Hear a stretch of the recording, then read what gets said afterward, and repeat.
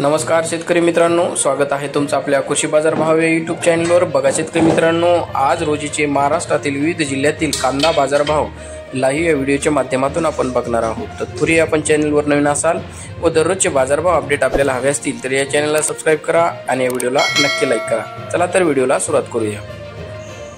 बाजार समिती आहे छत्रपती संभाजीनगर, अवकाली 1464 क्विंटल, किमान दर आहे 400 रुपये, कमाल दर आहे 1500 रुपये, सर्वसाधारण दर आहे 950 रुपये।